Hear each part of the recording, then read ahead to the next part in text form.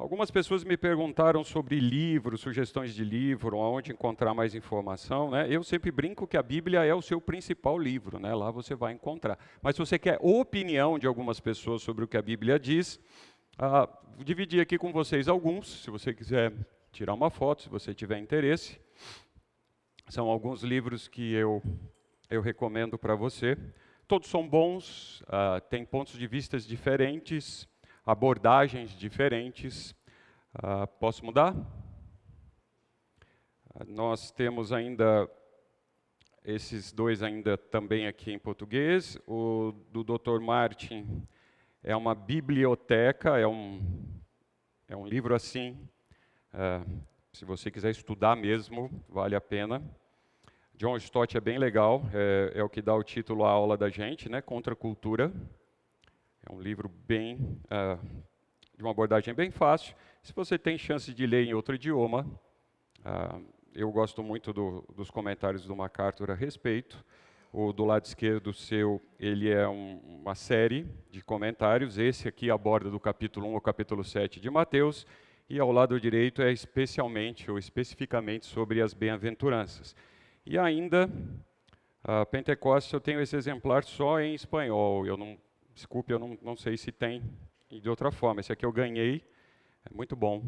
Se você tiver chance de ler em espanhol também, bem legal. Precisa voltar para algum, para você tirar foto, alguma coisa? Legal. Vamos lá. Da onde nós paramos? Finalmente, vamos falar sobre as bem-aventuranças. Algumas pessoas estavam assim, nossa, não sai do preâmbulo, não sai do preâmbulo. Então, vamos lá. Primeiro, o conceito de bem-aventurado, né, o que a gente vai falar muitas vezes, bem-aventurado. Primeiro, não é um conceito novo, esse conceito já existia no Antigo Testamento, já existia essa ideia de ser bem-aventurado e feliz. A palavra que está aqui, eu vou arriscar dizer que eu errei certamente, e ela foi traduzida dessa forma no Antigo Testamento. Então, a ideia de bem-aventurança não é um conceito novo.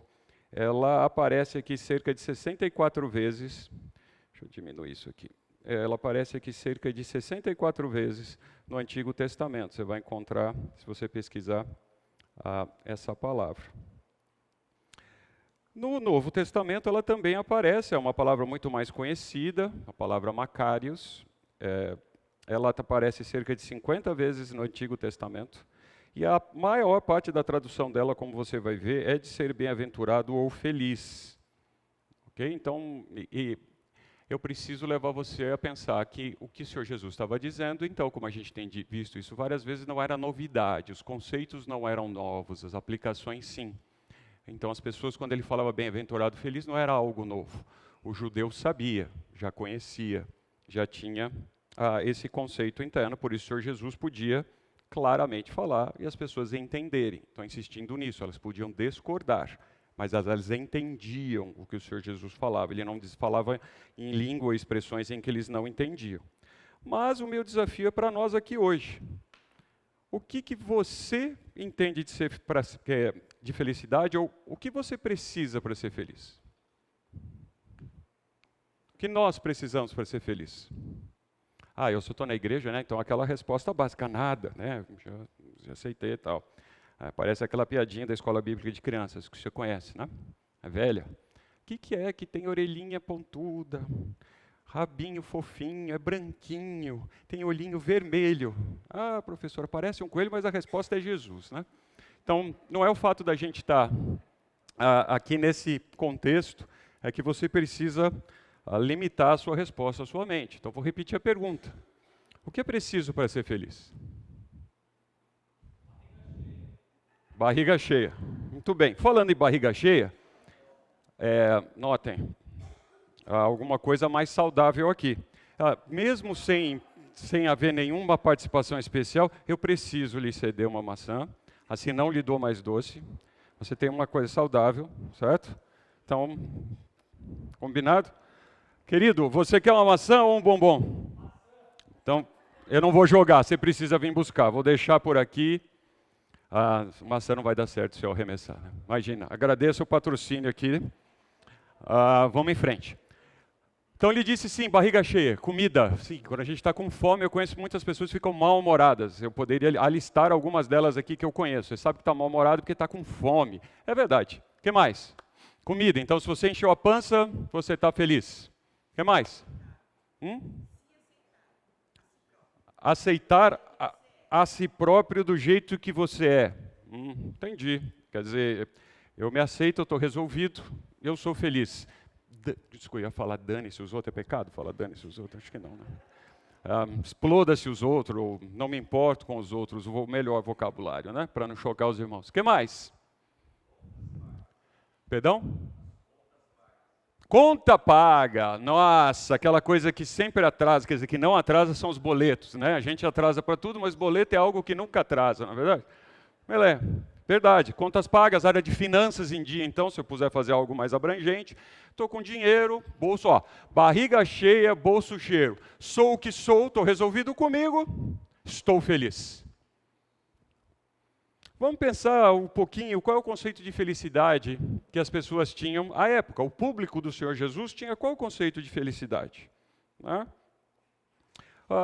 O conceito de felicidade colocado pelo Senhor Jesus aqui, na época do sermão, era uma ideia de uma felicidade perfeita e não condicionada a bens materiais. Lembra qual era a realidade dos judeus à época que o Senhor Jesus estava pregando? Qual era o público dele? Nós já vimos isso. Sim, então, eu falei que era judeu, o que mais? Então, discípulo, e então, qual a situação que eles estavam? Religiosa, político-religiosa? Estava debaixo de Roma. Então, hoje a gente está experimentando alguma coisa mais próxima de guerra, né, e está sendo televisionada, etc., talvez mais realista, no sentido da gente ver, e não só ouvir ou ver uma foto, mas imagina se fôssemos nós que estivéssemos passando sob o domínio de um império, tivéssemos sido dominados, e nós deveríamos estar felizes. Então, a gente está com fome, a gente não tem as contas pagas, a gente tem um problema de autorresolução, porque eu estou debaixo de um domínio e eu preciso ser feliz. Esse é o conceito das duas palavras usadas nas Escrituras, no Antigo e no Novo Testamento. É uma felicidade sem precedente, incondicional, a todo o tempo. Aí vocês estão olhando para mim já com aquele encaixar de cabeça, dizendo assim, é impossível, esse cara está louco, ele não sabe do que eu passo na minha vida, eu duvido, não é? Mas é o que o Senhor Jesus dizia e o que essa palavra significa. Esse é o desafio dos discípulos. Serem felizes a todo tempo, a todo custo, a todo momento. A felicidade que a gente entende hoje, né, ela está baseada em isenção de problemas. Eu não preciso ter problema, eu preciso pagar o boleto, eu preciso encher a minha pança, e eu não preciso ter problema de autoaceitação, só citando os exemplos que foram dados aqui, eu vou estar feliz. Não, é uma felicidade com problema. É uma felicidade vivendo aqui. É uma felicidade estar sendo insertado no reino, a gente já olhou no reino, dentro de um conceito de reino maior, que tem problemas. E você é feliz. Possível? Estaria o Senhor Jesus... Nossa, quando é bom, né? Quando o Senhor Jesus é o pregador, não dá para você duvidar do que ele está falando, não é verdade? Não, ele não queria dizer muito bem isso, não é possível. Mas é isso que ele estava dizendo. Nós temos o pregador perfeito pregando, dizendo de que é possível. E ele não pede, nós vamos olhar que ele não pede, ele não comenta, ele não coloca nenhuma condição. Ele diz, feliz. Feliz é. Ele afirma. Ora, então é uma contracultura, porque não é a felicidade que a sociedade traz. O conceito colocado aqui, vocês me perdoem, mas os conceitos colocados aqui se adequam perfeitamente ao conceito da sociedade de felicidade. Eu tenho dinheiro, sou feliz. É o que a sociedade liga a televisão. Eu sou feliz. Eu tenho comida. Olha o que tem de anúncio de comida nas mídias. Eu sou feliz. Eu sou o que sou, eu me aceito, eu estou bem resolvido comigo mesmo, agora a moda é meu corpo e minhas regras, ou eu faço o que eu quiser comigo e você não tem nada a ver com isso, eu sou feliz. Aonde encontramos estes requisitos nas Escrituras? O discípulo do Senhor Jesus está num outro reino, sob outras regras. E a gente, eu me incluo, nós buscamos ter o mesmo padrão do outro reino. E quando a gente não tem esse padrão ou esses parâmetros, me perdoe melhor, eu não sou feliz. Eu estou sem dinheiro, eu não posso comer o que eu quero, o quanto eu quero. Há quem coma e ainda engorda, né? Não fica feliz com o que comeu, né? E tem problema de personalidade. Então, gente, não tem nada a ver com um conceito que o mundo nos entrega.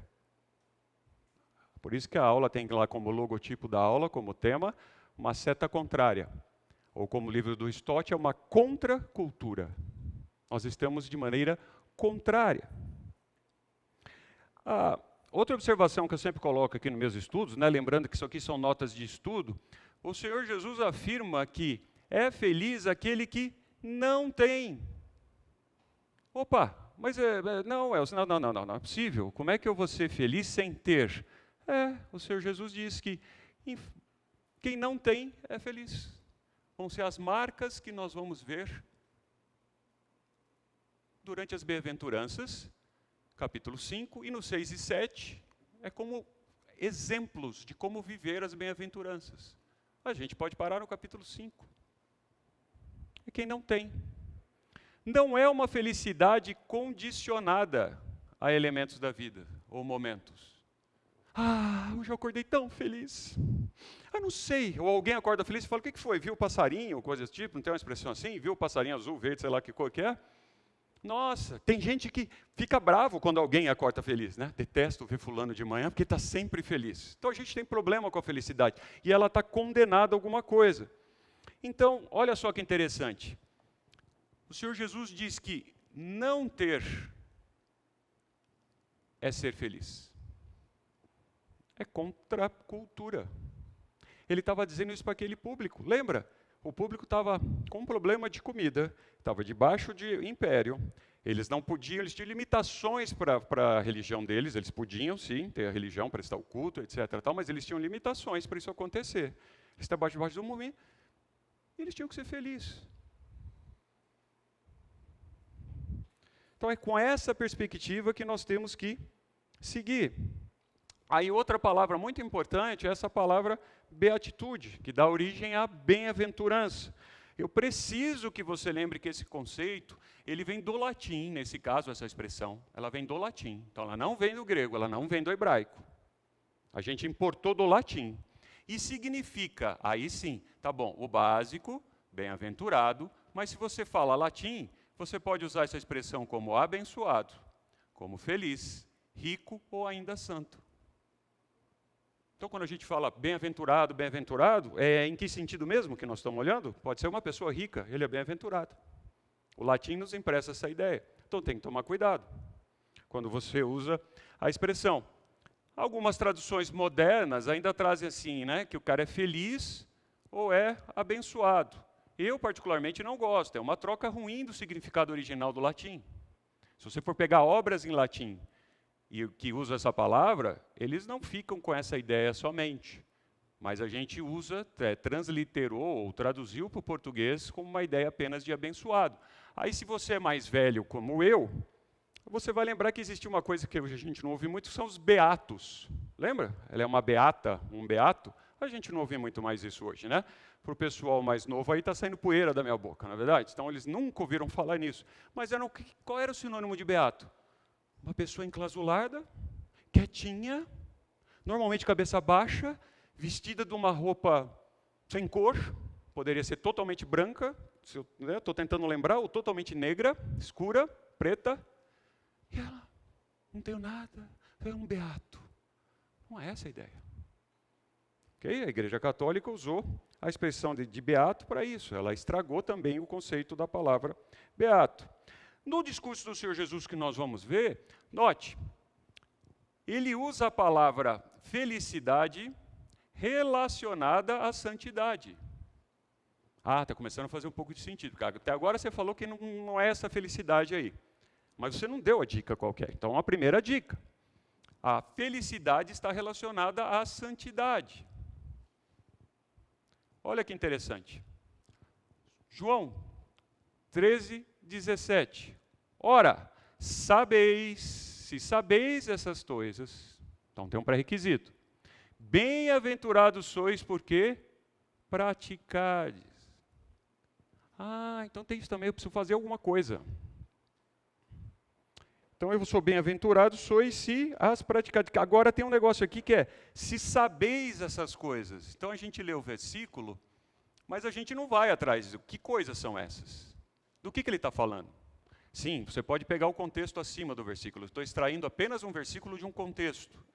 Mas a gente usa esse versículo aqui sem entender o contexto. Que coisas são essas? A gente precisa saber. Os que são abençoados geralmente serão profundamente felizes. Por que eu coloquei geralmente aqui? Que não necessariamente a pessoa vive o evangelho como deveria viver. Nós somos pecadores. Então é uma condicional, né? Realmente eu entendo que a gente não consegue atender o padrão colocado porque nós somos pecadores e a gente fica infeliz. Eu vou ter que fazer a pergunta que ninguém fez até agora. Mas espera aí. A vida tem coisas ruins. Tem coisas que acontecem que são desagradáveis para nós. Por favor, alguém fecha a porta para mim lá, por gentileza. Acontecem coisas desagradáveis. Acontece. Vamos dar um exemplo básico. Eu machuco minha perna, está doendo. Eu vou ficar feliz? Eu estou doente. Faleceu alguém. Essa para mim é a mais difícil, né? Porque a gente, na verdade, só um parênteses, é meu ponto de vista, tá? Só o meu ponto de vista. É um egoísmo nosso, né? Porque, na verdade, a gente está triste porque a gente perdeu a pessoa ou o contato com a pessoa. Mas a pessoa está muito melhor se ela for cristã, aceitou Jesus. Então, era um motivo, desculpa, para a gente ficar feliz, né? Que a pessoa foi, largou isso aqui, não está mais aqui. Mas a gente fica infeliz por nós mesmos. Mas fecha o parênteses, isso é só o meu pensamento, a gente pode conversar disso depois. Mas as coisas acontecem aqui, que são ruins. Como é que a gente pode, então, ser feliz? Um outro ponto que nós vamos olhar. Nas Escrituras, o homem, não sei se vocês perceberam isso, né? Ele pode abençoar Deus. Vocês já viram isso? A gente sempre imagina que a bênção vem de Deus para o homem. Agora eu estou falando uma heresia. Como é que eu posso abençoar Deus? Não, você está louco, isso é impossível. Não, o conceito é um pouquinho diferente, gente.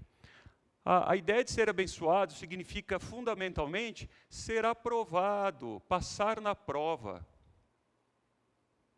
Ora, sim, eu posso aprovar Deus. Não que Deus precise da minha aprovação, ou a minha aprovação vai fazer qualquer mudança, mas quando eu aprovo a Deus, eu estou me encaixando a Ele. E quando Deus nos aprova, Ele está dizendo, nossa, você está indo para o caminho certo, no processo de santificação. Então muda o conceito aqui de ser abençoado. A gente tem um conceito de bênçãos que só vem a mim e a minha vida está boa. Quando acontece algo que você entende que é ruim na sua vida, isso não é bênção? Já parou para pensar nisso? Tá bom, Elcio, a gente pode olhar, tem maldição, Deus pesa a mão, faz isso e tal. E o disciplinar de Deus na nossa vida não é bênção? Não é? Nossa, é o contrário. Deus abençoa quem Ele ama, Deus disciplina quem Ele ama.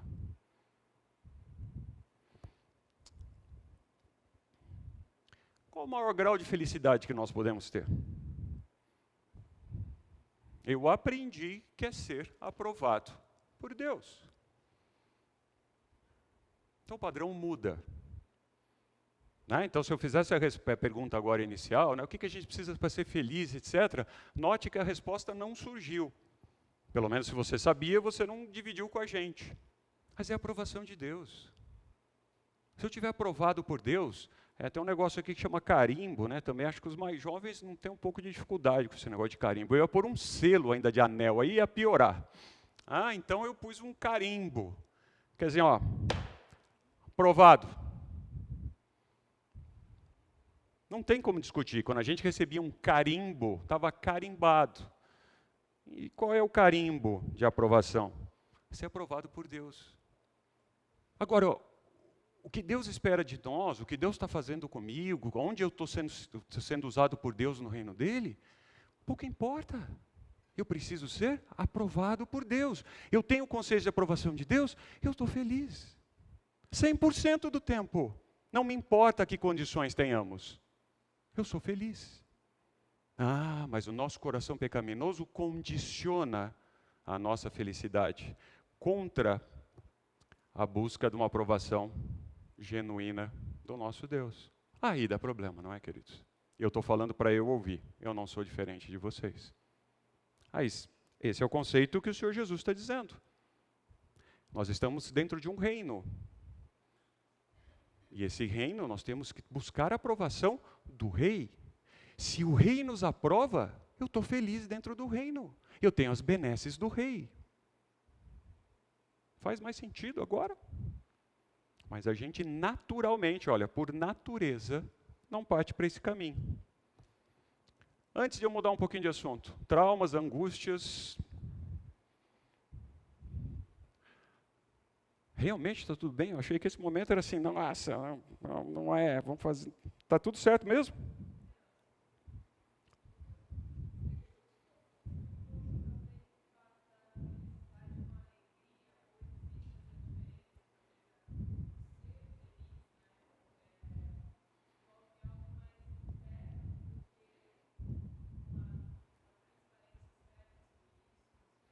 Eu vou ver se eu entendi, eu vou repetir, até para o pessoal ouvir, e se não for, você me corrige. Tem uma questão principal entre a diferença entre alegria e felicidade, e se um é sentimento externo e um sentimento externo. É isso?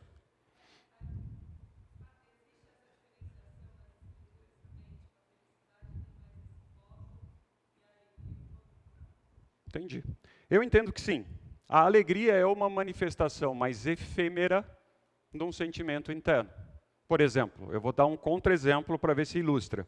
A gente usa a expressão, nossa, a pessoa chorou de tanta felicidade. Já ouviram isso? Ela estava feliz e chorou, mas normalmente a gente entende que o choro vem da infelicidade, de algo ruim. Então, não necessariamente o que está passando dentro de mim, a manifestação externa expressa o que tem internamente. Então, para você sair daqui incomodado, mexer nas suas bases, eu posso estar passando por uma situação externa que me faz chorar, mas internamente eu estou feliz. Puxa, mas parece um contrassenso. Não, acabei de dar um exemplo que é possível. É que, de novo, para ficar fácil, quando a gente liga o choro com algo bom. Passei no vestibular. Veio uma notícia muito boa. Esses dias eu chorei, só para dividir com vocês. Fizeram uma surpresa para mim, uns amigos irmãos. Moram em outro país, apareceram na apareceram na minha frente. Não imaginava os ver. E eles saíram do país que estavam, com tudo que estava acontecendo, e dedicaram 2, 3 dias para nos ver. Não exclusivamente eu, que eu sou o pior da família, mas para nos ver. Literalmente eu chorei de alegria. Eu não esperava. E, by the way, detesto surpresa. Então, juntar as duas coisas. Detesto. Então, assim, eu chorei de alegria. Então, era algo bom. Mas e quando eu estiver expressando o choro externamente por algo ruim? Pode ser algo externamente ruim, mas eu me sinto feliz. Veio o resultado de um exame, que você está com uma doença muito séria. Cara, nós vamos olhar exemplos aqui do Senhor Jesus, como Ele atuou. Mas internamente, eu continuo feliz. Há uma dualidade muito difícil aqui. 2 reinos diferentes. E a gente, como um alien, um estrangeiro, a gente vive debaixo de outras regras. Então, Eu conheci alguns pastores que tiveram câncer. Um deles, eu perguntei, tinha proximidade. Pessoas que me ensinaram, foram meus professores. E ele estava com câncer. E ele estava, feliz no sentido de não mudou o comportamento, ele não estava bravo, ele não estava depressivo, ele não estava preocupado, estava fazendo os exames, estava tomando remédio, estava tomando as ações, é óbvio, ele não é um alienado. Mas quando eu perguntei a ele, ele falou, só deu uma resposta para mim. Mas Elcio, por que não eu? Qual é essa resposta que ele me deu? Por que não eu? O rei está determinando que agora eu sirva dessa forma e siga esse caminho. Por que não eu? Cara, fantástico. Eu nunca tinha pensado nisso. À época, nunca tinha pensado isso. Por que não eu? O que eu tenho diferente dos outros?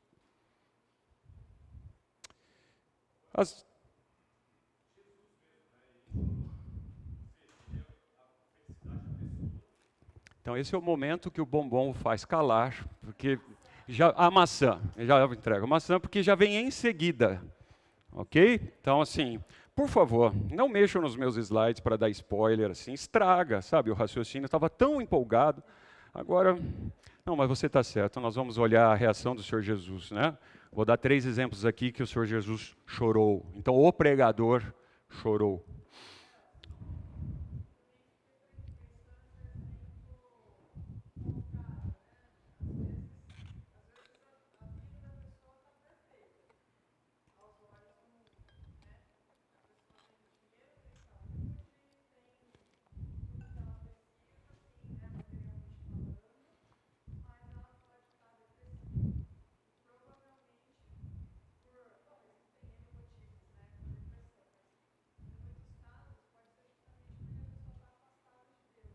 Sim. Em resumo aqui, a gente pode ver pessoas, é fato, que elas têm tudo o que o mundo entende que precisa, todos os ingredientes para a felicidade, e ela sofre de depressão, tem problema na família, está infeliz, comete suicídio, uma série de coisas. Se eu estou extrapolando um pouquinho o que você disse, é fato. Né? Então, vamos caminhar. Para a gente entender as bem-aventuranças. As bem-aventuranças começam e terminam, um grande trecho dela, com uma promessa que você precisa entender. A Bíblia, é um livro de estudo. Tá? Ela não é um livro de poema, é um livro de historinha. Ela contém histórias, mas é um livro de estudo. Então, quando você estuda, você vai perceber que as bem-aventuranças, elas começam, né? Bem-aventurados os humildes de espírito, porque deles é o reino. É deles, são deles. E ela passa aqui, depois chega no versículo 10 e diz de novo, porque é o reino dos céus. E nós estamos falando que nós estamos entendendo que o pregador, o prefeito pregador, não faz nada ao acaso. Então, isso tem uma razão. As pessoas que estavam assistindo, ou ouvindo, como queiram, elas entendiam e sabiam que na língua hebraica havia um modo de raciocínio de que você fazia um tipo de um sanduíche com a sua ideia. Eu não vou gastar o tempo de vocês aqui, não vou cansá-los, mas isso se chama inclusio. Se você não tem essa ideia, você tem dificuldade de entender por que o Senhor Jesus pregava desse jeito, por que ele fez isso. De novo, nós somos estrangeiros ao Evangelho. Mas quem estava sentado lá, os fariseus, escribas, etc., já tinham isso na mente. E o Senhor Jesus está usando um recurso de como ele estruturou as bem-aventuranças. Há uma lógica por trás disso, há uma inteligência fantástica nesse sermão, e perfeita. Não vou cansar vocês com isso, mas por isso que se repete de alguma forma, porque vai ser uma pergunta que você vai me fazer na frente, mas não era lá para quem era esse? Agora essa bem-aventurança está falando a mesma coisa? Não, 2 vezes a mesma coisa. Existia um raciocínio, uma forma com que o Senhor Jesus utilizava, ou utilizou. Quais são as bênçãos? Se a gente está pensando em bênçãos, se elas são bênçãos. Os bem-aventurados vão possuir o reino, herdar a terra, ser consolados, ser saciados, receber misericórdia, vão ver a Deus. Isso aqui tem polêmica, hein? Assim, nunca ninguém viu a Deus. As Escrituras dizem isso. Como é que o Senhor Jesus fala, vão ver a Deus? Né? Imagina a cabeça do judeu. E serem reconhecidos como filho de Deus. Reconhecidos. Então, tem algumas marcas aqui que vão fazer com que eles sejam reconhecidos. A palavra reconhecidos é conhecidos de novo. Então, esse é o que nós vamos ver pela frente. Como é que a gente consegue encaixar, como é que a gente consegue entender o sermão com essas promessas? É assim que a gente diz, pois não.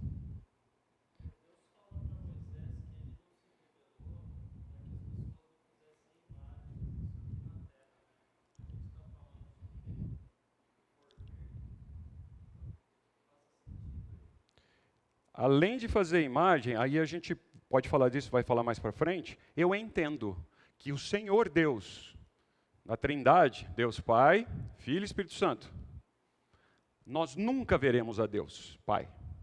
Não há um versículo nas minhas escrituras que garantam isso. Nós nunca veremos o Espírito Santo. Nós vemos Deus através do Senhor Jesus. O Senhor Jesus é o contrário. Nós vamos ver, ter contato. Imagino eu, um atrevimento meu, será que eu vou poder dar a mão? Né? Se Tomé pôde pôr o dedo na ferida, será que eu também vou ter a chance de... Mas aí são só sentimentos meus internos, só meus. Mas nós vemos Deus através do Senhor Jesus. As duas outras pessoas da Trindade, nós não vemos. E não veremos. Nós não temos condições, nem depois com o corpo glorificado, de ver a Deus. É impossível ver a Deus. Mas, outro assunto, outra conversa, nós não estamos falando de Trindade, a gente pode falar disso depois. Algumas notas para a gente, então, adentrar, mergulhar. Depois do intervalo, nós vamos entrar nas bem-aventuranças com tudo. Então, as últimas instruções de bordo, para a gente entrar no voo. Primeiro, as bem-aventuranças, elas mostram simplicidade e, ao mesmo tempo, profundidade. Na nossa língua, quando a gente fala algo simples, para nós, normalmente, é algo raso. Ah, isso é simples. Não é? Parece até, a gente até confunde com facilidade e dificuldade. Algo simples pode ser difícil. Já pensaram nisso? Ele é simples, mas é difícil. A simplicidade e profundidade. As bem-aventuranças vão trabalhar com esse conceito. Elas descrevem, elas escrevem, elas mostram o caráter do cristão. Não, mas espera aí, não é de todo mundo? Não, nós já falamos sobre o reino, quem está lá, o discípulo. Então, elas descrevem o caráter do cristão. Mas já está me incomodando, porque eu não consigo... Não, ela está descrevendo quem é o cristão. Nossa, então eu preciso ser assim? Então, nós vamos ver isso. Ela está descrevendo o cristão. Se alguém fosse descrever você, ela tinha que passar pelo o que o Senhor Jesus está dizendo nas bem-aventuranças. São qualidades que compõem o mesmo grupo de pessoas. Quem são essas pessoas? Os discípulos. Nossa, que seta manca. Gente do céu. Aqui, ó. São os discípulos. Então não é para todo mundo. Não dá para a gente esperar que o membro de outro reino também faça, ou tenha isso. Não é para ele. Não espera-se que ele entenda. Não é para ele. São para os discípulos. Se você é um discípulo de Jesus, você aceitou Jesus como Salvador, e você é um discípulo de Jesus, isso é esperado de você. Antes não era. Agora é. Vai descrever, são qualidades que compõem a sua pessoa. Outro ponto que a gente vai olhar várias vezes é que olha, vamos mudar de cor aqui, vamos pôr vermelho para a gente ver melhor. Ó, não mudou de cor, não aponta para vantagens econômicas. Evangelho da prosperidade, se converta porque sua vida vai melhorar. Aonde tem isso nas Escrituras? Se alguém visse a minha vida, ou visse a vida de alguns de nós aqui, não queria se converter, não é verdade? Se fosse só por vantagem econômica. Se fosse por vantagem econômica, por que as pessoas que têm dinheiro hoje lá no outro reino teriam interesse? Ele já tem. Não é? Então, esquece vantagem econômica. Não promete alívio. De novo, não promete alívio. Não promete alívio. Mas eu coloquei aqui imediato. Então, de alguma forma, tem um alívio? Tem. mas não é um alívio imediato para necessidades físicas. Ok? Não promete alívio para necessidades físicas. A atitude esperada é consequência da felicidade. Puxa, olha que legal. Então, a consequência da minha atitude é a minha felicidade. Então, não preciso estar feliz para fazer. Esse é o bastidor do Sermão do Monte. Deus mostra o que pensa. O Senhor Jesus está dizendo o que Ele pensa, esse pensa está entre aspas. Quem sou eu para saber o que Deus pensa, né? Há quem diga que o Senhor Deus não pensa, Ele já tem todas as ideias, então não há um processo de pensamento. É outro assunto, mas, então, são ideias, Deus mostra o que pensa, para ficar fácil para a gente, sobre estas pessoas, então é um grupo de pessoas, por isso elas são felizes. Eu fui aprovado por Deus, então Deus pensa de mim, o que Ele está descrevendo nas bem-aventuranças, no início do sermão, por isso eu sou feliz. Apenas um cristão, apenas o cristão, pela graça, unicamente pela graça, pode apresentar essas características. Vou repetir, apenas cristão, pela graça, pode apresentar essas características. Pela graça. Você entende o conceito de graça, que não é de graça, é um valor muito alto. Distancia os verdadeiros cidadãos do reino, das demais pessoas da sociedade. Então, eu ouvi um pregador que deu um exemplo que é assim, que para nós parece algo difícil, na cabeça dele era muito legal, quando ele demonstrou algumas coisas, né? Não era o Sermão do Monte que ele estava dizendo, mas existe um muro, existe uma barreira, existe um limite, nem que seja uma linha, que distancia você das outras pessoas. Eu coloquei a foto de um cérebro com cadeado aula passada, não foi? Então, assim, existe um limite. Daqui eu não passo. Eu não vou ir. Tem um limite que distancia você. Não, mas a gente tem que converter as pessoas, tem que pregar o evangelho. Como que... Não, existem alguns limites inegociáveis que distanciam você do outro. Não, eu não passo daqui. Eu não sou desse reino. Essa atitude não é para mim. Não estou debaixo dessa regra. Nem mesmo com a desculpa de você querer evangelizar. Então eu vou ser corrupto, praticar a corrupção, para poder ser igual a ele, para ele não me ver diferente, para que eu consiga evangelizá-lo. Aí os exemplos começam a ficar mais fáceis. O velho exemplo do namoro, não é isso? Então eu tenho que namorar alguém que não é para... Não. Então eu tenho que tocar determinada música, participar. Não. Então eu tenho que me vestir de determinada forma, tal, para eu ser igual. Não. Não. Tem limites. Então eu não vou deixar de ser promovido. Eu já fui. Já deixei de ser promovido. Porque tem um limite. Daqui eu não passo. Isso me distancia de você. Eu não sou igual a você. Não é arrogância. Mas é uma verdade. Eu sou discípulo de Cristo. Você é discípulo de Cristo? Não. Cara, nós somos diferentes. Ok? O Senhor Jesus, no sermão, Ele também demonstra, Ele mostra, Ele espera, Ele demonstra obras e frutos de pessoas que, como cristãos, não são qualquer um, já estão desfrutando de um estado de graça perante Deus. Ok? Então ele está demonstrando que pessoas, cristãos, não são qualquer grupo de pessoas, já estão desfrutando um estado de graça especial perante Deus. É isso que ele está dizendo. Então, é necessário que a gente tenha uma diferença de algumas ações humanas que se assemelham, parecem, ela tem cara das apresentadas pelo Senhor Jesus nesse sermão. O Senhor Jesus não está tratando de temperamento, eu já ouvi isso, eu nunca sou manso, como nós vamos ver. Você não me conhece, eu não sou manso, não consigo ser manso, como é que eu vou ser pobre de espírito? Eu tenho uma personalidade, né? Você não sabe como eu sou, gente, eu sou assim.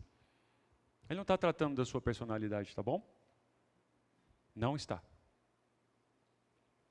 Ou ainda se você é agressivo, passivo, etc. Não é isso que ele está tratando. Então você precisa ter isso em mente. Então não exclui você de nenhuma forma. Porque olha que legal, em vez da gente querer ser aprovado, a gente está dando desculpa para não ser aprovado. Não, é porque você não sabe, eu não sei isso, tá? Eu estudei isso uma vez, nunca decorei o que é sanguíneo, o que é X, Y, Z lá. Mas eu sou assim, meu temperamento, você não me conhece, sou explosivo mesmo, viu? Eu falo, eu sou assim. Já ouvi dizer, Deus me fez assim, eu não é. Eu já vi as pessoas falarem isso. Eu olho assim e falo, nossa, gente, como a gente está discutindo uma palavra forte, como a gente está batendo um papão aqui, que discípulo que não está seguindo, né? Um discípulo mau, feio. Não é isso que o discipulador está falando. Não é. Não, mas eu sou assim mesmo. Deus me aceita como eu sou. Não é? Então, tem um pastor que diz assim, né, americano que diz assim.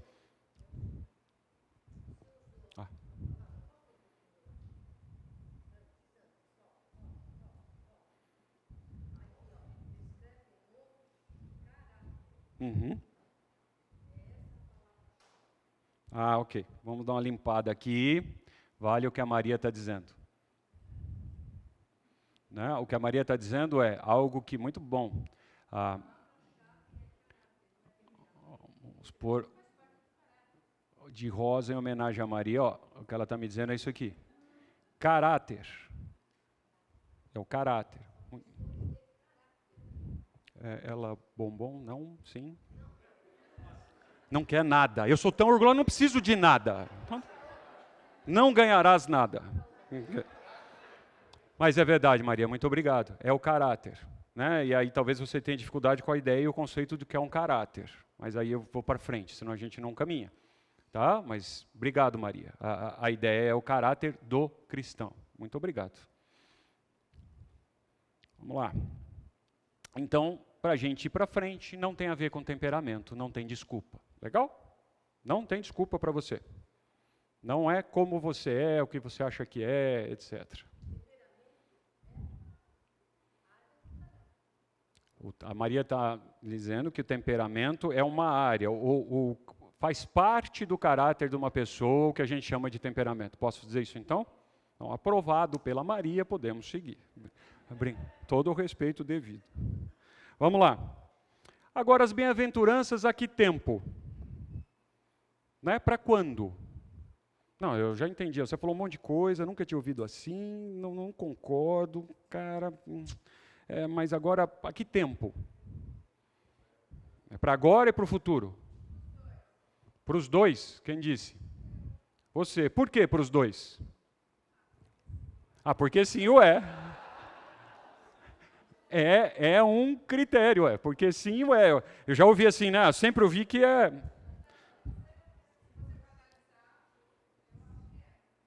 Entendi. Muito bom.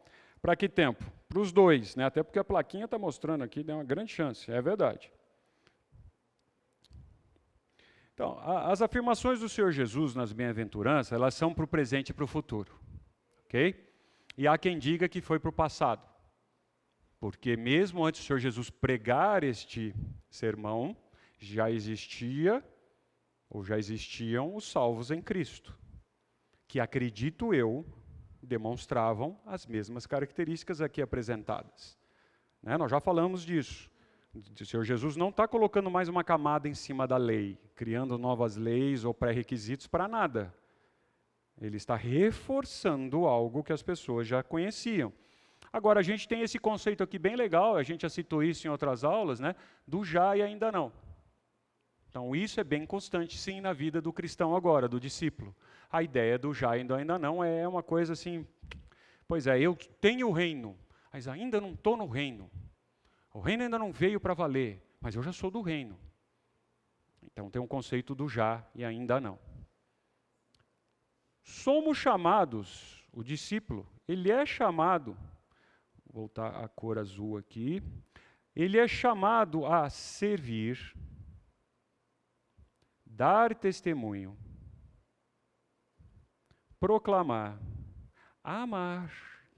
Já falamos do conceito de amar, não é esse amor meloso, vem aqui, dá um beijinho na mamãe. Como é que você sai de casa e dá um beijinho na mamãe? Mamãe te ama tanto. Não é esse conceito de amor. Olha, essa frase aqui é legal. Fazer o bem a todos e embelezar o Evangelho. O Evangelho continua sendo, a gente tem a chance de embelezar o Evangelho através das nossas ações como discípulos. Não vamos mudar nada, não precisa da gente. Sabe o que é cosmético, né? Que vem de cosmo, é aquela coisa que está por cima, enfeita, mas não muda a essência, certo? Ela dá aquela enfeitada. A gente pode sim colocar flores, a gente pode deixar mais agradável esse mundo, nós vamos olhar, nós somos sal e luz. Mas não é o que nós fazemos, é que muda o Evangelho. Mas a gente pode, olha, quem diz isso, você deve conhecer esse pastor aqui, ele usa essa frase, né? Mas a gente pode ser parceiro de Deus. Eu posso fazer parte, ser parceiro é fazer parte. Eu posso sim, fazer parte dessa obra, ter o privilégio de fazer parte da obra. E o Jung diz assim, né, cristãos estão repletos de já e carentes do ainda não. Puxa, a gente tem um monte de coisa já, mas a gente tem carência, a gente precisa. Na sua escatologia. Porque toda vez que você quer mais, ainda não chegou, a gente está pensando no final, né, na escatologia. Então a gente tem aqui uma necessidade do que vem pela frente. Demanda da gente, a gente quer saber, a gente gostaria de. Né? Então, um cristão de verdade tem agora, mas ele ainda tem uma esperança à frente, não está terminado enquanto nós estamos aqui. Eu também entendo que é graça que o Senhor Jesus expressa aos seus servos, ou cristãos, como quer, ou discípulo, aqui pode ser a mesma palavra. E aí, a gente tem que lembrar que, enquanto seres humanos, nós somos incapazes de obedecer à lei, certo? Nós não vamos falar da lei aqui hoje, mas a lei foi dada muito tempo depois do pecado, etc. A gente entende a lei sempre como uma coisa ruim, penosa. Não, a lei é fantástica. A lei dada pelo Senhor Deus é fantástica. Estude quando que ela foi dada, em que momento foi dada, por que ela foi dada, qual era o objetivo da lei. É muito parecido com a mesma ideia da bem-aventurança. As pessoas estavam debaixo da lei para se comportar como um servo desse reino diferente, ter uma diferenciação dos outros. Então estava mostrando o padrão que deveria seguir, não é punitivo. Então Deus dá a lei, o Senhor Jesus nos justifica e a gente tem a chance da santificação. Você precisa ter isso na cabeça. Porque nós não vamos falar de lei aqui hoje, mas tem muitos que falam assim, eu não estou mais debaixo da lei. Estou livre da lei. Mata, rouba, trai seu cônjuge. Você está fora da lei? Não ama o seu inimigo, você está fora da lei? Não, a gente está debaixo de algo, a lei é dividida em algumas partes. Você está de fora de fazer festas, algumas festas que eram obrigatórias, alguns comportamentos específicos, todos eles que mostravam uma sombra do Redentor, do Senhor Jesus que viria. O Senhor Jesus já veio, eu estou livre, não preciso mais fazer, ele está aqui, por que eu vou fazer algo que assemelhava a ele? Ele já veio, então já se cumpriu. Mas esse é um outro estudo da lei. Mas a lei de Deus é perfeita e é para sempre. Então, eu continuo debaixo da lei, eu não posso fazer o que eu quero. Eu estou debaixo do rei. E o rei não aboliu as leis. Aonde a gente vê lá, o Senhor Jesus falando assim, sabe aquela lei lá? Agora esquece aquilo lá. Não, aonde? Ele pratica perfeitamente a lei. Aí é verdade. Posso seguir? Então, para você refletir, bem rápido. Agora eu vou fazer acelerado, hein? As bem-aventuranças do sermão não são um conjunto de leis, e sim uma apresentação de fruto de boas obras. De boas novas, me perdoe. O Evangelho, ok? É fruto. São uma forma ou meio que todo cristão, redimido pelo Senhor Jesus, vale que eu estava conversando com o Nick aqui, hoje falar que é cristão é qualquer um, é até moda, ser evangélico, etc. Então você precisa ter certeza que ele foi redimido pelo Senhor Jesus, deveria ser identificado. Ninguém precisava contar que é discípulo de Jesus, as pessoas iam ver.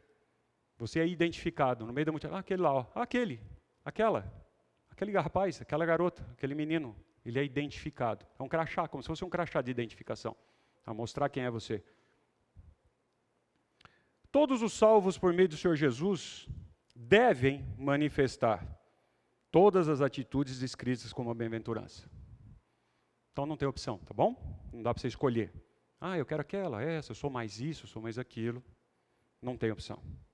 É correto pensar que a manifestação de algumas qualidades podem ser mais percebidas que outras. É verdade. É verdade. Aí eu concordo com você. Algumas são mais percebidas do que outras, mas 100% está presente na vida do discípulo do Senhor Jesus, de quem faz parte do reino. Em maior ou menor quantidade. Maior ou menor, dependendo da sua santificação, do processo que você está, do quanto o pecado afeta a sua vida naquela área, eu concordo com você. Mas ela está presente, 100%.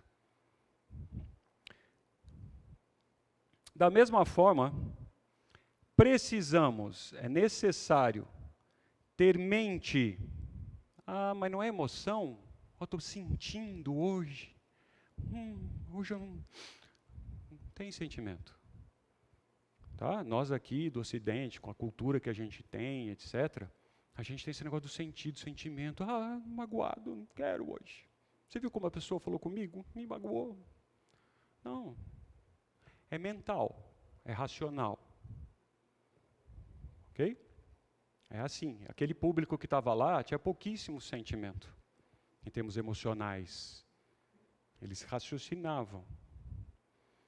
Que as atitudes ou qualidades não são tendências naturais dos seres humanos. É verdade. A minha natureza pecaminosa me atrapalha. Então, eu também não gosto do termo assim, eu me converti. Não, eu estou me convertendo. Não acabou, é um gerúndio mesmo. Todo o tempo eu estou me convertendo. Eu não consegui, quando eu me converto, eu estou 100%. Não, eu não estou, não sei você. Eu mudei de direção, é verdade, mas eu estou me convertendo. E vou morrer convertendo, num processo de santidade. Né? E ela não é, da minha natureza pecaminosa, ela briga, é contrária aos princípios que o Senhor Jesus coloca nas bem-aventuranças. Então, eu aprendi essa frase alguns anos atrás e eu uso. É um esforço consciente de todo cristão. Então, sei lá, não sei se você gosta de fazer exercício. Se você frequenta a academia, tem lá quando você muda a série, você lembra de músculos que você nem sabia que existiam. Nossa, eu fui hoje na academia, estou conseguindo levantar o braço. Então, é um esforço. Todo o esforço traz dores, traz desconforto. O desafio é você ter um esforço consciente contra a sua natureza e exercer funções, atividades, padrões que não são naturais. Parênteses, não é falsidade. Por favor. Não é ser hipócrita. Colocar uma máscara e fazer de conta. É um esforço consciente de fazer com que a minha natureza, que quer ser ruim, ela não me domine, porque eu tenho que atender aos padrões deste reino. Então, quando eu gerencio pessoas hoje na companhia, a minha vontade é mandar a pessoa chupar meia, às vezes. Eu não estou sem paciência, eu já expliquei 3, 4 vezes. A pessoa está fazendo de propósito. Não, como você ser duro, rígido, como você exercer autoridade, mas sendo identificado como um servo de Cristo, como um cristão, dentro das bem-aventuranças? Como é que a pessoa vai identificar isso em mim? Vili.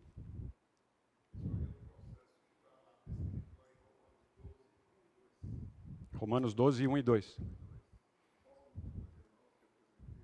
Sim, rogo-me que apresentei os seus corpos como sim, é verdade. Mudar a sua lente, ou tem aqui o Alex, gosta muito desse assunto, mudar a cosmovisão. É um assunto que o Alex gosta.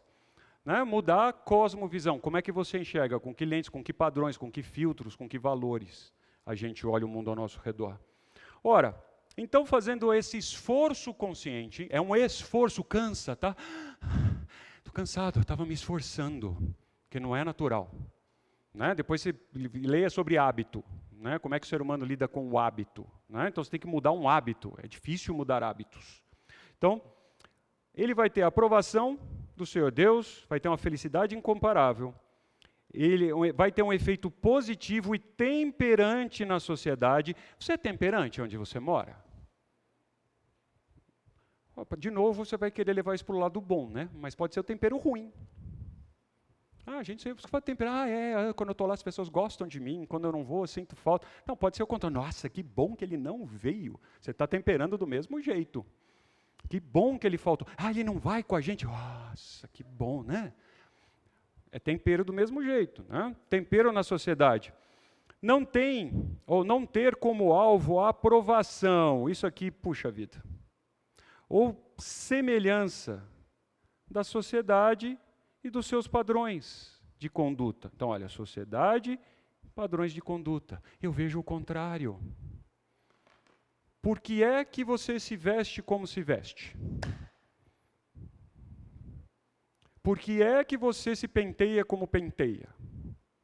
Como é que você até come em algum lugar que outros comem? Por que você usa alguma marca? E quando eu falo com adolescentes, jovens, isso era mais presente, agora isso está na sociedade como um todo, sai sempre uma pergunta sobre tatuagem, né? Como que é a tatuagem, etc. Então já vou dar a opinião direta, isso não é pecado, tá bom? Não entendo ser pecado. Você marcar o seu corpo, efetivamente, eu não entendo. Agora, você está marcando o seu corpo por quê? Para se identificar com quem? Com que grupo? Com qual razão? O que te leva a fazer isso? Aí a gente tem a natureza pecaminosa lá. Isso leva no corte de cabelo, eu não preciso me tatuar. Eu posso cortar o cabelo de uma determinada forma que eu me aproximo dos outros. Sou identificado. Eu tenho que ser identificado com Cristo e não com eles. Então é o contrário. Eu deveria andar, não sei se o exemplo vai ser bom, mas eu deveria andar com um corte de cabelo que lembrasse a Cristo. Não tem, né? Eu sei. Não tem, tá? O Senhor Jesus para mim não era aquele cabelão comprido, etc. liso, não era, mas esse é outro problema. Eu deveria estar identificado diferente. As pessoas tinham que notar. A roupa que eu vou vestir não tem que ser de um alien, eu não preciso colocar uma burca, eu não preciso ter alguma coisa. Mas está de uma forma que as pessoas me identificam. Ele é diferente, ele está bem vestido, uma moça. Ela pode estar, as moças aqui me ajudem depois, elas podem estar super elegante e bem vestida, decentemente. Eu não preciso me vestir como aquelas se vestem para me tornar igual. Não, eu não sou daqui, eu não estou debaixo dessa lei, dessa regra. Eu não preciso me identificar. Então, se eu vou colocar um piercing, por que eu estou colocando um piercing? Para me identificar com quem? E se vocês não sabem, as moças aqui estão todas com piercing. Tem piercing, tem piercing, tem piercing. O seu brinco é um piercing.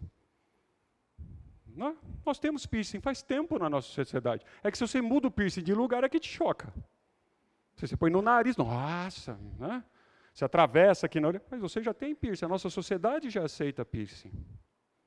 Agora, você está mudando o piercing de lugar para se identificar com quem? Com qual padrão? A quem você está querendo agradar? A quem você está querendo ser aceito? Não é? Então vamos lá. Antes da gente entrar na primeira bem-aventurança, como estamos? Alguma pergunta, questão, angústia, mágoa? Vou fazer um piercing. A minha angústia é assim. Angústia, hein? Não, eu entendo. Muitas vezes acho que tem certos padrões, certos comportamentos que claramente são pecaminosos. Eu não vou fazer simplesmente para me identificar com o mundo, né? Tipo, corrupção, traição e tal. Mas às vezes, eu não sei se é verdade, mas às vezes eu acho que tem áreas mais cinzentas, sabe? Tipo, até que ponto eu levo uma amizade com alguém que eu quero evangelizar. Até em quais lugares eu não quero.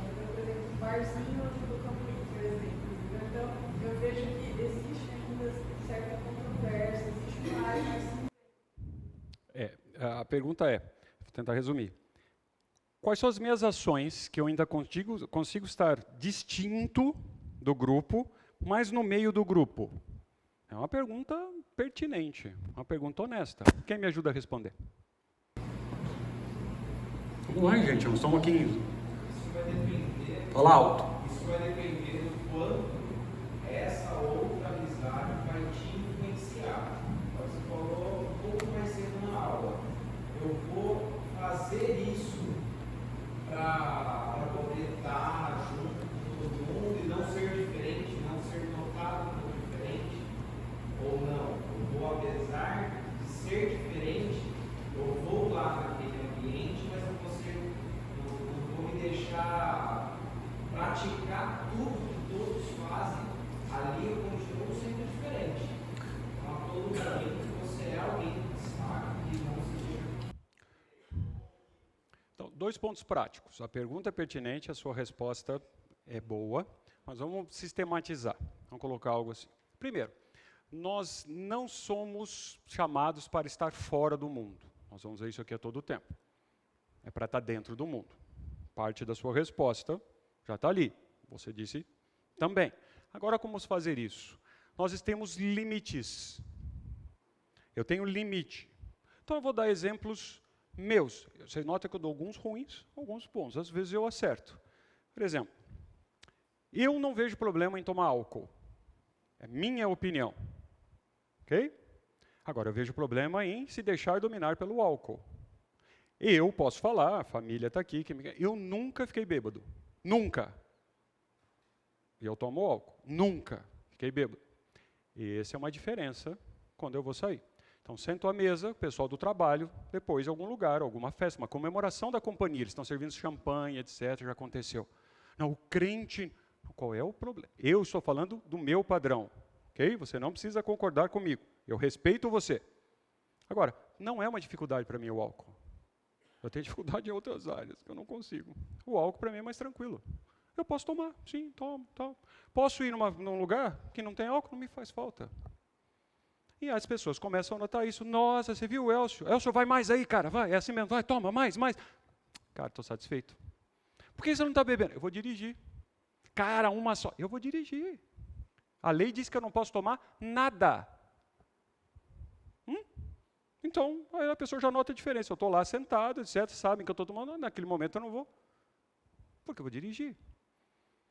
Por que é que eu não vou em determinado bar e vou em outro? Porque aquele bar que os caras estão indo não é só para comer e beber, tem outras intenções lá. Eu nem meus pés ponho lá, até para não me tentar. Porque eu não sou de ferro, eu não sou o melhor, sou bem ruim. Então eu vou me expor. Tem algumas áreas que eu tenho problema, eu não me exponho a elas. Então tem um limite que a gente se acerca, em que a gente não negocia. Agora, tem pessoas que podem ter problema na família com álcool. Já teve grandes problemas. E ela tomou uma decisão de nunca colocar uma gota de álcool na boca. Qual é o problema? E os médicos aqui talvez até digam que isso é uma boa decisão. Né? Qual o problema? Não, você tem que entender o motivo. Agora, se ela não vai fazer isso, porque na verdade ela está morrendo de vontade. Nossa, como eu queria. Ai, mas não pode, né? O pastor falou que não pode, aqui na igreja não pode. Ai, se alguém da igreja vê. Eu participei quando eu era mais jovem de lugar, que o pessoal escondia o copo de chopp embaixo da mesa. E tinha Coca-Cola em cima. Eu estava sentado lá. Que hipocrisia, ridículo. Não é esse o cristão de verdade. Ok? Então, tem lugares que dá para a gente ir, que dá para frequentar. Meu filho gosta de ir no campo de futebol. Eu gosto um pouco, ele gosta bastante. Tem como a gente não ouvir determinados palavrões e comportamentos lá? Não dá, você está lá. Agora, tem como eu ir lá e não fazer isso? Ah, tem. E o cara olhar do lado, essa música eu não canto, essa vibração aqui eu não faço, esse elogio eu não dou para o árbitro, entendeu? Eu sou diferente, a pessoa nota, pô, mas você não fez. Não, eu não. Cara, meu padrão é outro. Eu vim aqui para me divertir, olhar um espetáculo, etc, etc. Tá? Mas a gente precisa seguir. Primeira. Acho que uma coisa interessante é a intencionalidade. Então, se você vai num lugar com alguém não cristão, é interessante você pensar a sua intenção de ir nesse lugar e como você muitas vezes pode mostrar a diferença nisso. Você deu um exemplo do álcool. Às vezes você vai estar num ambiente onde a pessoa bebe livremente. Você pode beber livremente, até o limite da embriaguez, óbvio. Mas você pode optar em não beber para gerar uma intencionalidade compartilhada do evangelho. Outros lugares as pessoas acham que o crente não bebe, você pode beber com a intencionalidade de pregar o evangelho. É claro, eu estou falando de algo que não vai comprometer sua vida. Isso, tem um limite. Eu não vou sair com outra mulher para me identificar com outro cara lá também, para me dar chance de pregar o evangelho. E aí eu vou me desculpar, né? Pô, não, mas eu estou fazendo isso aqui, cara, porque é para eu me identificar. Ele vai me chamar outras vezes, né? Então, eu entendi. Muita má interpretação daquele peso de Paulo, fiz-me tudo para... Isso, as pessoas se confundem demais isso. acham que isso permite que eu possa fazer qualquer coisa. E não é isso que Paulo está falando. Nós estamos debaixo de algumas regras desse reino, etc., que nos proíbem, elas nos limitam, sim. Eu não vou fazer o que eu quero. O que eu vejo em Paulo é essa intencionalidade. Eu vou falar com alguém que está debaixo da lei, eu vou fazer de tudo para que esse cara entenda o evangelho. Fazer de tudo, eu não faço de tudo, eu não, mas eu entendi o que você quer dizer. Paulo fala, eu não me coloco. Perfeito. A intenção. Concordo. Vamos lá. Primeira bem-aventurança está em Mateus 5,3. A gente tem lá, bem-aventurados humildes de espírito, porque deles é o reino dos céus. Que delícia! Eu já falei o que é reino dos céus, eu já mostrei a ordem das coisas, podemos seguir. Você já entendeu essa bem-aventurança, matéria dada e caminhamos. É isso aí? Alguém falou, foi meio irônico, né? Vamos lá. Alguns conceitos. Não sei se você sabe, mas a ideia aqui no Ocidente de humildade dá uma ideia não, vamos mudar a palavra, não vou conseguir falar. Ela traz a ideia rápida na mente de algo pobre, simplesmente pobre e muito ruim. E pior, quando algumas traduções colocam como humilde. Aí piora, porque a nossa humildade não é assim. Aquela pessoa é tão humilde que quer de novo um carinha cabisbaixo, fala mansa, tudo está bom para ele. Olha, a pessoa tão humilde. Aí o Senhor Jesus está dizendo assim, bem-aventurado isso aí, que eu acabei de dizer, de espírito. Como é que eu posso ter um espírito assim? Tudo bem com você tudo. Você não quer isso? Não, não precisa. Você não vai jantar? Não. Para mim, não. Que pessoa humilde. Né? Não é esse o conceito. Tá? Eu prefiro muito mais a ideia aqui da palavra no grego, que dá a ideia de ser pobre, que é essa palavra que está aqui. E por que eu pus essa foto aí? Esse site saiu do ar, mas há tempo atrás existia. Eles são mendigos profissionais. Há uma organização mundial de mendigância. Tá? Tem website e tudo. E eles dizem que é legal e que eles não enganam ninguém, porque eles dizem aqui, é para uísque mesmo. É para, ele é sincero, não estou mentindo para você. Estou pedindo mesmo, eu sou vagabundo. Lazy beggars, eu sou preguiçoso, eu sou um mendigo preguiçoso. É uma organização. O site saiu do ar, tem umas derivações dele, mas esse site não tem mais, não sei porquê. Tinha o seu website, você podia doar lá. Doa para os vagabundos lá, para os mendigos profissionais. Era possível. Olha, ele é humilde, na verdade aí na sarjeta. Nossa, que humilde. No semáforo, nossa, que humilde. Não é esse o conceito de humildade. A ideia dessa palavra aqui, ela traz, quem ouviu essa palavra, ela dá a ideia de o ser mais insignificante possível, sem esperança nenhuma, zero, tem menos que zero, é possível ter negativo? É. Então é algo que rasteja, é algo que é reduzido assim, quando é mendigância, é assim, a última coisa que leva a pessoa a sobreviver é mendigar. E quem mendiga mesmo nesse estado, ela não espera nada, e o que vier é lucro. Eu estou conseguindo dar ideia do que é isso, dessa palavra no original que o Senhor Jesus usou. O Senhor Jesus usou essa palavra, é assim, zero. Então a pessoa é pobre de espírito, assim, meu espírito é zero, eu não tenho nada, eu não sou nada, mas nem um pouquinho assim, não, nada. Essa é a ideia. Destituído de qualquer riqueza, influência, posição ou honra. É zero. Zero. Desamparado, não há quem o ampare. Ele é totalmente impotente, ou ele não é potente para realizar um objetivo. Eu não consigo. Não é nem um pouquinho. Eu não consigo. Ele é necessitado em todos os sentidos. Quem ouviu o Senhor Jesus falar isso, entendeu isso. Não tem nada a ver com a pessoa, então, assim, que é pobrezinha, educadinha. Não. Essa palavra era bem comum, foi usada aí 34 vezes no Novo Testamento, ok? E dá a ideia muito mais de pobre do que de humilde. Então, se a sua tradução escreve humilde, eu, como tenho... risca, põe pobre. É uma tradução melhor do que humilde. No nosso conceito ocidental, a pobreza extrema, quando a gente fala pobreza, aí você já lembra mais dessa situação. Uma pessoa extremamente... Quando fala humilde, a gente confunde o conceito. Então pode ser usada para humilde? Pode. Mas a ideia é mesmo de alguém que não tem nada. Né? Em português é ruim, né? Não tem nada é porque tem, né? Mas deixa isso para lá. Entendeu? Que aí é uma semântica do português, mas é uma pessoa que nada tem. Melhor. No Antigo Testamento, veja se não é algo novo, no Antigo Testamento, o povo de Deus era muitas vezes referido como os pobres do Senhor. Se você estudou o Antigo Testamento, você viu essa expressão lá. Eles eram os pobres do Senhor, inclusive por causa da dificuldade econômica. Eles eram pobres, eles precisavam do Senhor para tudo. A angústia, né? Essa angústia de ser pobre surgiu por causa de opressão do povo. Então, era um conceito que eles tinham. No hebraico, ainda a gente pode ter essa mesma ideia de palavra pobre, mas também pode ser humilde. Mas não é o nosso humilde. Esse é o ponto. Não é o nosso humilde. Senão você vai querer aqui assim, eu não ando mais de carro, eu vou a pé. Porque eu sou uma pessoa humilde, não é verdade? Então eu não ando mais de carro aqui. Aí agora é descalço, porque nem as sandálias eu vou usar, porque eu sou uma pessoa humilde. Não é isso. A gente já termina. Associação de duas ideias aqui bastante naturais. Provérbios 16, 19, a gente tem, é melhor ser humilde de espírito com os humildes. Olha que interessante. Ser humilde de espírito com humilde. A tradução em português fica assim, fica ruim, não é? Você humilde de espírito com os humildes, do que repartir o despojo com os soberbos.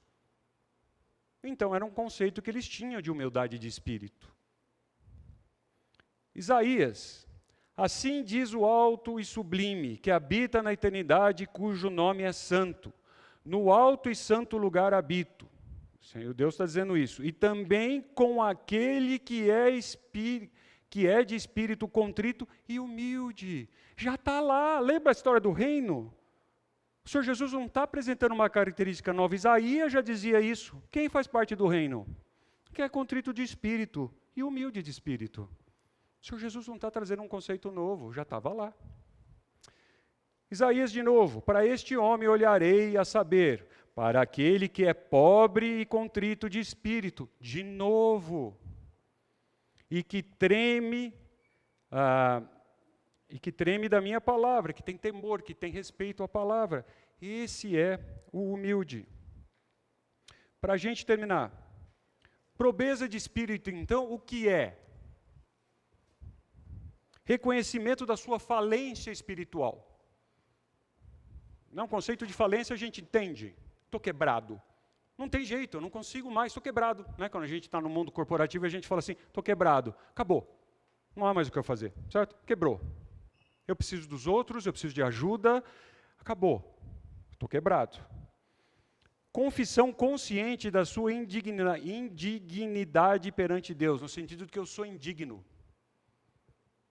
Eu sou 100% por mim mesmo, não aceito perante Deus. Quanto mais eu me aproximo, eu tento me aproximar de Deus, mais longe eu fico. Eu sou indigno. Nada, zero em mim, zero, pode ser colocado como alguma coisa perante Deus. Isso é uma pessoa que entende que é pobre de espírito. Forma mais profunda de arrependimento. Deus, olha aqui que a expressão que a gente encontra, lembra o publicano no templo? Deus, tem misericórdia de mim, pecador. Ele não era digno. Senhor Deus, não, tem misericórdia de mim. Nada do que eu faço é digno do Senhor. Zero. Se não é a tua graça, a tua misericórdia, eu não estaria vivo. Zero. O publicano orava assim. E ele era um publicano, ele tinha poder, era reconhecido, ele não era um Zé Ninguém. Ele era importante. A posição dele podia ser mal vista, mas era uma posição de destaque importante. Então, esta posição de mendigância, ou de ser um mendigo, aí sim se aproxima. Você já viu um mendigo real? Eu já tive chance de ver esse tipo de coisa. Fui colocado para ser treinado e testado. Um dia eu posso contar isso para vocês, não vou tomar o tempo agora. Da pessoa estar numa situação tão ruim, que ela não levanta os olhos para você. Ela não escolhe o que vai ser recebido. O que vier para ela é lucro, porque ela não tem nada. Esse é o pobre de espírito, se você quer comparar com o mendigo. Bem diferente da outra cena que eu coloquei aqui, da outra foto. Esse aqui não está vendo nem quem o está ajudando. Nem o que está recebendo. É lucro porque ele não tem nada. Então ele não tem justiça própria, ele não tem nenhuma autoestima moral para dizer, como assim, olha quem eu sou, mas eu sou, não. E não tem vanglória pessoal nenhum. Então você quer ser pobre de espírito, você tem que esvaziar você para poder ser cheio. Se você vai deixar lembra um copo d'água? Se você deixa alguma coisa, nunca vai estar 100%, porque aquilo que ficou lá vai contaminar o resto. Não está preenchido 100%. Você deixou alguma coisinha aqui, porque essa aqui tem valor. Não, isso aqui eu não negocio, tá? Então isso aqui Deus, isso aqui não. Isso aqui não, vamos lá. Não, você não é pobre de espírito. Pobre de espírito eu não tenho nada, nenhum valor. A sociedade nos ensina o contrário. A sociedade diz que a gente tem que se esforçar para ter tudo nesse mundo. Os pobres de espírito, sabe o que eles recebem? A cidadania do reino. De graça. De graça, porque eles não conseguem conquistar, não tem como comprar. Eles recebem de graça. Aí, para a gente terminar, o que Pedro fez quando demonstrou que ele tinha a noção ali de pobreza de espírito? Vendo isso, Simão Pedro prostrou-se aos pés do Senhor Jesus, dizendo, retira-te de mim, porque eu sou pecador. Ali ele teve, isso foi quando? Vocês lembram desse episódio, da pesca? Era para ele falar assim, se vangloriar. Não, agora, não. Aí ele viu os sinais do Senhor Jesus, o que ele fez? Eu sou pescador, agora eu tenho... Não, Senhor, eu não posso olhar para o Senhor, não sou digno, retira ele. Ele se ajoelhou, não é isso? Prostrou-se. Eu não sou nada. Retira-te de mim. E não ao contrário, Senhor Jesus, agora vem, não, vamos lá, vamos ser sócio aqui na pescaria, entra que o Senhor me abençoou. Não é verdade? Agora eu tenho um parceirão. Né? Quanto o senhor quer aí dos peixes? Afinal, eu tenho poder, eu tenho os barcos. Né? A gente pode, então, vamos fazer um negócio. Não tenho nada, eu não sou nada, eu não sou digno. Sai de perto de mim. Na verdade, a expressão quer dizer ao contrário, que ele estaria saindo. Né? Retira-te de mim, porque eu não sou digno. Então, para a gente terminar, leva essa frase com você. O evangelho, o verdadeiro evangelho, as boas novas, sempre mostra a necessidade de uma desconstrução para iniciar uma nova vida.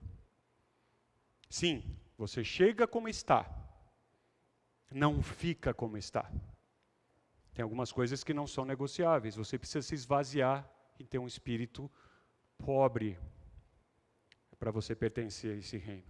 E aí, quando você é assim, você é identificado como cidadão do reino, e você é abençoado, aí vira um ciclo virtuoso. Então eu sou abençoado porque eu sou assim. E porque eu sou assim, eu sou abençoado, sou aprovado por Deus. Lembra, a bênção é uma prova. Não é porque eu sou pobre de espírito, eu vou ganhar mais, eu vou ser promovido, eu vou ter riqueza, não vai ter doença em casa. Não, eu recebo uma chancela. Você foi aprovado. Você é aprovado. Não, você também. Aprovado, aprovado, aprovado, aprovado. Eu recebo a chancela. Estou nesse reino. Eu sou pobre de espírito. É uma marca. Então, assim, pense nisso durante a semana. Você é um miserável de espírito perante Deus? Boa semana.